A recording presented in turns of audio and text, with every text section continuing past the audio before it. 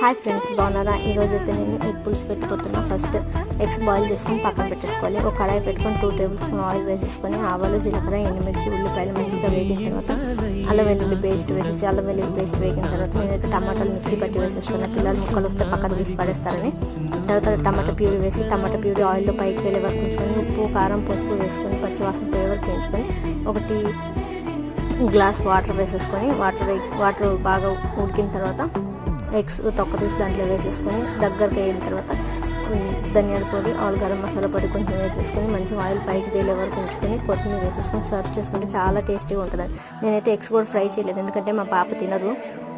మొదటి నేను దీంట్లోకి అయితే వెజిటేబుల్ బిర్యానీ చేసిన చాలా టేస్టీగా ఉంది. మీకు నచ్చితే ప్లీజ్ ఒక లైక్, ఒక సబ్స్క్రైబ్ చేసుకోండి. Thank you friends. ఇంతకీ మీరేం తిన్నారో ఈరోజు నాకు కామెంట్ చేయడం అయితే మర్చిపోకండి. Thank you.